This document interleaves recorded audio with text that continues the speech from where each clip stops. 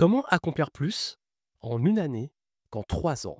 Comment accomplir plus en un trimestre qu'en une année entière?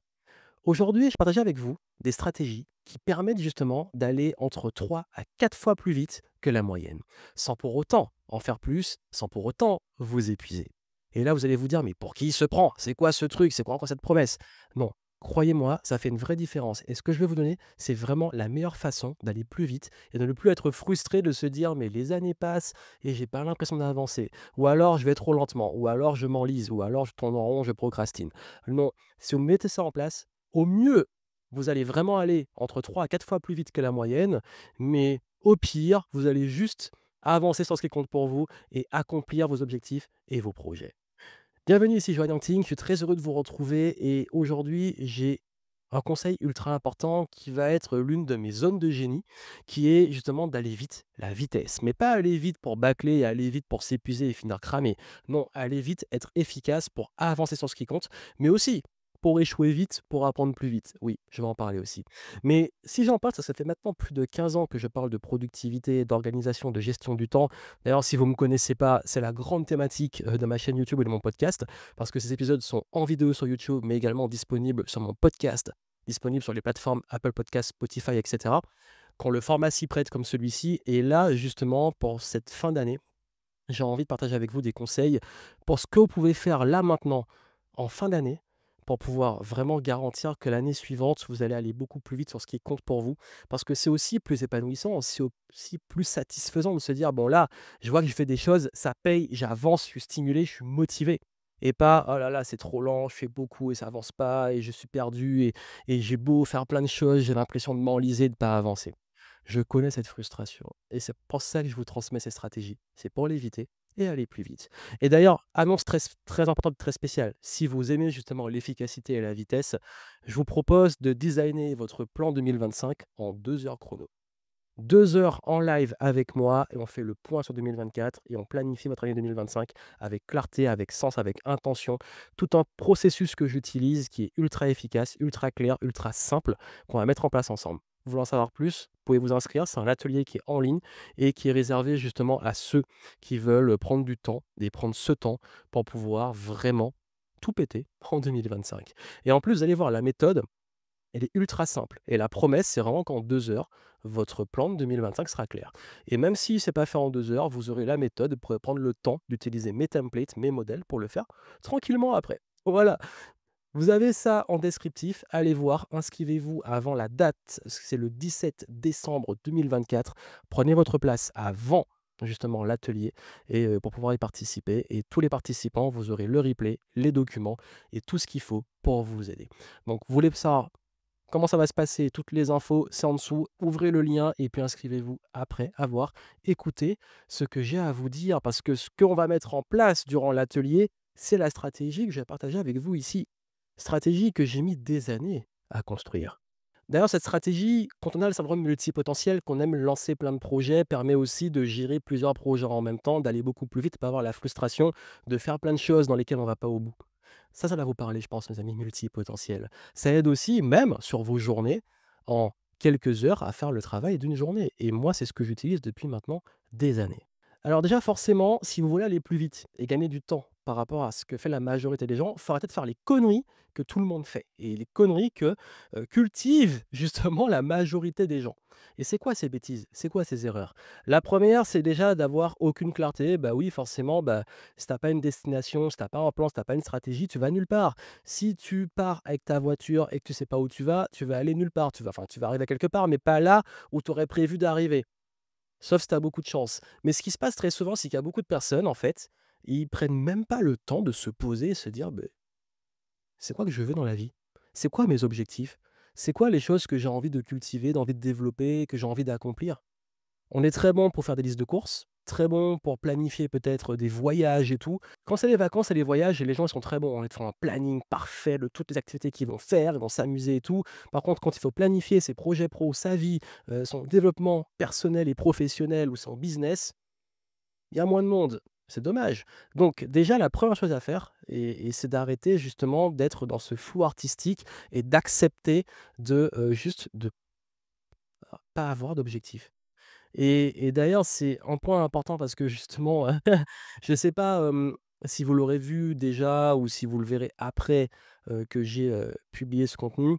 Je vais faire un bilan de 2024 et 2024 a été l'année où j'ai pas mis l'objectif, où justement, bah, j'ai expérimenté ça, le fait que quand on n'a pas d'objectif, bah, finalement c'est pas le meilleur des modèles. Vous en saurez plus dans ce contenu. Mais s'il est sorti, je vous mettrai le lien en descriptif ou, quelque part à gauche ou à droite, je sais plus. Ou, s'il sort après, ben, abonnez-vous et vous aurez l'info.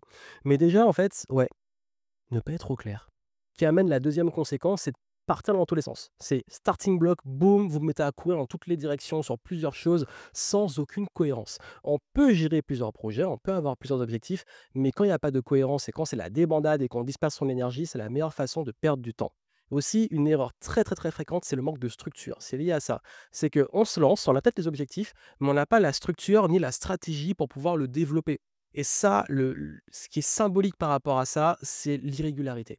Si vous n'allez pas être régulier, si vous n'allez pas au bout des choses, si vous abandonnez très souvent et très vite, bah, c'est que vous n'avez pas encore la bonne structure pour ça. L'autre erreur, c'est d'aller comme un bourrin, c'est de s'épuiser, s'épuiser. J'ai pas dit que le but d'aller plus vite, c'est de finir essoufflé, c'est de se cramer. Non, c'est un marathon. Donc quand je dis aller plus vite, c'est qu'on peut accomplir plus, mais pas au prix de sa santé physique et mentale, pas au prix du burn-out. Parce que là, on le coûte, enfin, ça coûte beaucoup plus cher, on le paye beaucoup plus cher sur le long terme. Non, là, le but, c'est de respecter une forme d'équilibre, c'est d'être efficace, de faire levier, d'être ce qu'on appelle efficient, moins d'efforts, plus de résultats. Mais aussi, l'une des erreurs, c'est de ne pas avoir de ressources suffisantes. Mais justement, je parlais de s'épuiser, bah, les gens, ils prennent pas le temps de faire un point sur le temps, sur l'argent, sur l'énergie et de gérer et manager les ressources. Comme je dis souvent, hein, les problèmes d'ailleurs de temps, c'est pas des problèmes de temps, c'est des problèmes d'énergie, c'est des problèmes de focus, d'attention, où on met le curseur, mais c'est aussi des problèmes de structure, de comment on est structuré et de régularité, ce qu'on met en place au quotidien. Parce qu'au-delà de tout ça, le temps, c'est aussi une question de priorité. Et c'est la dernière erreur, c'est de ne pas être au clair sur ses priorités. Parce que oui, il faut faire le tri, il faut prioriser, il faut être au clair sur, OK, bon, j'ai plein de choses, je vais aller plus vite, mais par quoi je commence? Parce que souvent la question et le symptôme, c'est par quoi je commence? Dans quel ordre je fais les choses? Quelles sont mes deadlines? Donc, si vous voulez justement avancer, il faut éviter ces erreurs. Et ces erreurs, bah, quand vous en avez conscience, vous savez justement que le but, c'est de faire ce qu'il faut pour ne pas vous épuiser, ne pas vous disperser, ne pas également rester dans une sorte de flou, dans de brouillard trop long, trop longuement, de pas également y aller sans gestion des ressources, et puis aussi et surtout bah, de mettre une forme de cohérence, d'harmonie dans votre évolution pour avoir un équilibre pour aller vers vos objectifs. Donc justement, je vais donner la stratégie pour pouvoir aller beaucoup plus vite. Cette stratégie va demander un état d'esprit. Comme on dit souvent, le mindset, c'est ce qui permet d'adopter la bonne stratégie. Et ce mindset, il est basé sur différents points, dont le fait d'échouer plus vite.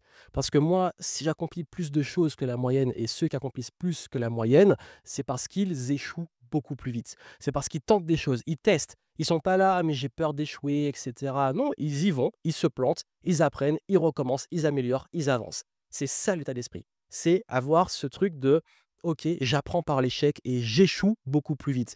Si vous passez une année sur un truc, vous vous plantez, voilà, allez-y à fond, plantez-vous et ensuite itérez, améliorez et avancez. Parce qu'au bout d'un moment, il vaut mieux planter 10 trucs et avoir un truc qui fonctionne que de tenter juste un truc qui floppe et c'est tout. Donc ça, c'est une stratégie, apprendre par l'échec. Bien entendu, avec du bon sens, le but n'est pas d'aller dans l'extrême, de passer son temps à échouer et faire n'importe quoi et prendre des risques non contrôlés. C'est aussi un mindset d'optimisation, de rendement, justement au-delà de la résilience, de faire ce qu'on appelle levier. Ce mindset d'optimisation et de levier d'efficience, c'est que si je veux aller quelque part, je ne vais pas chercher forcément la façon la plus brute d'y arriver. Je vais réfléchir à comment le faire de la façon la plus optimisée possible. Est-ce que je ne peux pas utiliser un effet levier? Est-ce que je ne peux pas, et je vais en parler juste après, m'entourer des bonnes personnes pour m'aider? Est-ce que je ne peux pas prendre un raccourci? Est-ce que je peux avoir une information, une compétence ou un outil qui va me faire aller beaucoup plus vite? Réfléchir à l'optimisation, à la créativité, à toujours chercher la voie, oui, c'est une réalité, la voie du moindre effort. C'est un mindset, c'est se dire: «OK, quitte à y aller et aller beaucoup plus vite, bah, comment je peux y aller justement le plus efficacement possible?» et pas y aller par la force brute de l'effort. Et c'est ça la puissance de l'effet levier, de l'optimisation, des process et cetera dont je vais parler après. Et le troisième point, c'est l'environnement. Parce qu'on a beau faire de son mieux, on a beau y aller, si on est seul, qu'on est mal entouré ou que l'environnement nous crée des frictions, on peut éventuellement y arriver, mais c'est beaucoup plus dur. Un environnement favorable vous fait aller beaucoup plus vite. Donc ça, au niveau du mindset, il est important d'avoir ça en tête. De se dire, OK, échouer plus vite, optimiser, faire levier et cultiver un environnement qui me porte. Donc, ce qui permet d'avoir cette bonne stratégie pour aller beaucoup plus vite. Cette stratégie, par quoi elle commence? Et d'ailleurs, durant l'atelier en ligne, vraiment, inscrivez-vous, ça va être génial. Je vais vous montrer comment aller plus loin sur l'exécution de ces différents piliers. La première chose, c'est la clarté maximale. Plus on est au clair, plus c'est clair, plus on va vite. Et beaucoup de personnes, ils font des choses, ils font beaucoup de choses, mais ils ne savent pas quelles sont leurs priorités, j'en ai parlé. Ils ne savent pas où donner de la direction, où mettre les ressources. C'est le flou, et puis c'est aléatoire, et puis on y va comme un bourrin et on s'épuise. Quand on est au clair sur où on va, et qu'on est au clair sur la stratégie qu'on met en place, on va beaucoup plus vite. La clarté, elle commence à, moi, ce que j'aime bien me poser comme question, c'est où je me vois dans 3 ans. Donc j'aime bien aller un peu plus loin, dans 3 ans, où j'aimerais être, et je reviens. Et je mets une cohérence. C'est que je me dis, OK, je vais plus loin. Par exemple, si je veux aller beaucoup plus vite sur une année, dans 3 ans où je veux être, cette année, qu'est-ce qui doit avoir été fait comme fondation pour arriver à ces 3 ans? Pareil, si je veux être à la fin de l'année, donc sur les 12 mois quelque part, dans 12 mois où je veux être, OK, sur le premier trimestre, qu'est-ce que je dois mettre en place absolument qui est indispensable pour contribuer à ça? Ça évite de prendre du retard. Quand on arrive à être plus loin et se dire: «OK, la cohérence, c'est qu'il faut qu'il y ait ces fondations, ces piliers et ces étapes», on arrive à être au clair sur ces différentes, justement, étapes. Donc ça, c'est la première chose. Soyez au clair sur où vous voulez aller, pourquoi vous voulez y aller, quelle est l'intention derrière, quel est le sens, toujours mettre du sens et revenir. Une fois que la clarté, elle est bonne, là, on peut commencer à aller dans le concret. Oui, parce que les grandes directions, tout ça, ça peut rester flou. C'est un peu comme des rêves, des résolutions ou des intentions ou des grands objectifs. Mais il va falloir faire le tri. Et là, c'est prendre le temps de trier tous vos projets, toutes vos idées, de tout faire sortir. Ça, je le dis tout le temps avec les clients. Tu as trop de trucs dans la tête, surtout les multipotentiels qui ont 10 000 projets. Vide tout sur papier et fais le tri. Priorise. Et c'est tout poser et enfin hiérarchiser, prioriser. Durant le workshop, je vais vous montrer comment faire ça, comment faire le tri parce que beaucoup sont perdus avec ça. Donc c'est vraiment l'idée, c'est je vide ma tête et je fais le tri et j'allège. Ça veut dire chronologie, par quoi je commence, dans quel ordre, qu'est-ce que je peux faire en même temps, qu'est-ce que je peux pas, en fonction de mes ressources. Et quand on a fait ce tri, là, ça aide déjà à avoir au moins allégé le mental. Donc le but du tri, c'est de s'alléger parce qu'on ne peut pas aller beaucoup plus vite si on est trop lourd. Et là, ça permet justement de pouvoir enfin commencer à planifier. Se dire: «OK, si je veux arriver là, dans ces projets, ben, quel est le déroulé, quel est le plan?» Et là, on développe sa stratégie. La stratégie, elle peut se baser autant sur des choses qui sont uniques, exceptionnelles, qu'on fait une fois, ou de la régularité, des habitudes, des routines, des process à mettre en place pour arriver à l'objectif. Mais en gros, l'idée, c'est: j'ai l'objectif, parce que j'ai fait le tri, j'ai mes projets, j'ai où je vais arriver sur chacun des projets et tous ces projets, je développe le plan. Et ce plan-là, va falloir commencer après à penser à, bah, il y a le fameux comment. Et là, il y a les 2 questions. Il y a le comment et il y a le qui. Il y a un livre que j'adore qui explique le concept justement du who versus how. Plutôt que de se demander comment, se demander qui. Qui peut m'aider? Qui a les infos, l'expérience, qui a les compétences pour m'amener beaucoup plus vite? Ça a changé ma vie. Parfois, on veut réinventer la roue, on veut arriver à un objectif, il y a des gens qui l'ont déjà fait avant nous, qui peuvent nous guider. Ou alors, c'est des gens avec qui on va s'associer, ou des gens qu'on va recruter pour nous aider à aller beaucoup plus vite. Parce que comme je l'ai dit, tout seul, c'est compliqué. Et parfois, quand vous avez les bonnes infos, la bonne expérience, les bonnes compétences, les bonnes personnes, ça va beaucoup plus vite. Donc, il faut penser en termes de ressources. OK, le process, c'est ça. Et qui peut m'aider pour y arriver beaucoup plus vite? Mais aussi, en plus de qui peut m'aider, comment moi, je mets en place aussi les bonnes ressources? Ça veut dire combien de temps ça va me prendre? Combien d'argent ça va me coûter? Et là, ça aide à mettre tout ça à plat. Donc, pensez stratégie, plan, mais aussi les ressources à allouer en termes de temps, d'énergie, d'argent, de personnes pour exécuter ce plan. Et là, on peut commencer à dispatcher. On arrive à un point qui est fondamental que beaucoup de personnes oublient, ce sont les deadlines.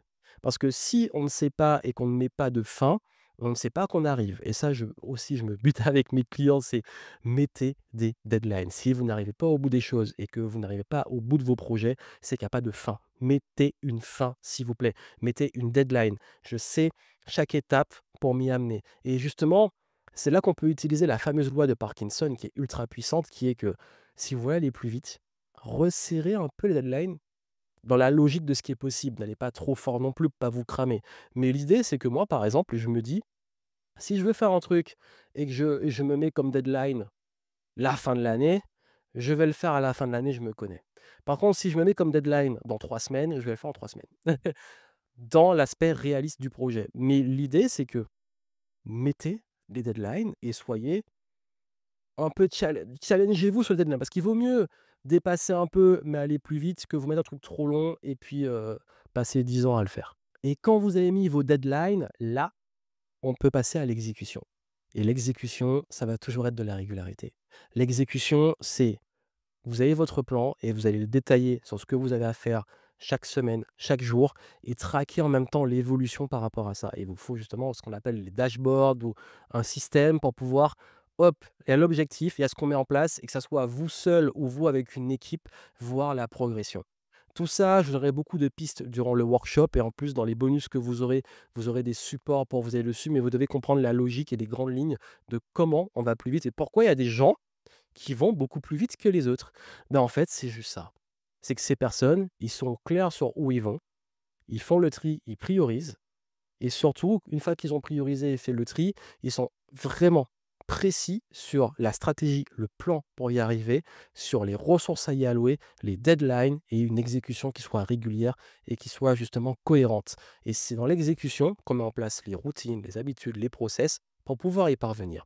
Généralement, quand on met ça en place, on va beaucoup plus vite. Le cas pratique sur lequel je l'ai utilisé vraiment récemment, ça a été sur l'organisation de la tournée de conférence de 2023, qui est une étude de cas où la deadline était très serrée, parce que j'ai décidé de la faire en plein milieu du mois de juillet pour septembre. Pour un truc d'événementiel, c'est compliqué. Donc ce que je me suis dit, c'est que déjà, j'avais une vision beaucoup plus loin où je voulais reprendre la conférence et cetera. Je vous passe ces détails-là, mais en gros, l'idée, ça a été que j'ai dû trouver rapidement les deadlines et les bonnes personnes pour aller chercher les salles, pour faire la communication, pour le marketing, pour faire les villes, pour organiser la logistique et faire en sorte que ça soit prêt en exactement 6 semaines. En 6 semaines, la tournée était prête et ça s'est super bien passé. Mais justement, ça a été un exemple de ça. Mais pareil, le Game Entrepreneur Live de 2019, on l'a fait, on a préparé vraiment le gros de l'événement s'est fait préparer en 3 4 mois, ce qui est très court et très peu pour un événement de cette ampleur. Et le projet a pris naissance 6 mois avant l'événement. C'est pour vous dire. Hem, Quand j'ai sorti le livre Flow Tasking, heu, j'ai sorti franchement entre le moment où j'ai commencé à l'écrire et la sortie du livre, il s'est passé franchement même pas 1 mois et demi. Et encore. Et encore. Parce que techniquement, j'ai vraiment fait à fond, si on parle vraiment la fin, le fond du projet et la fin du projet, fin mai pour le lancer presque entre début et mi-juin. Mais comment on arrive à faire ça? C'est parce que je suis pas seul et parce que j'applique les conseils que je vous donne. Donc ce que je vous dis là, le but, c'est forcément, plus c'est dans votre zone de génie, plus c'est des choses que vous savez faire ou plus vous avez des gens qui vous entourent qui sont compétents pour le faire, plus ça ira vite. Mais l'idée, c'est que tout ce que je vous transmets et ce que je vous donne, c'est basé sur ma propre expérience. C'est ce que je mets en pratique. Donc à vous aussi de le mettre en pratique. Donc, qu'est-ce que vous faites maintenant? Vous vous inscrivez pour mon workshop. Franchement, si vous voulez mettre ça en pratique, venez. Et puis aussi et surtout, bah, suivez les contenus, que ça soit en fin d'année et début d'année. Vous aurez plein de pépites pour vous aider à faire une belle transition. Et je vous mets aussi d'autres ressources en descriptif si cette thématique vous intéresse. Plein de succès à vous. À très bientôt.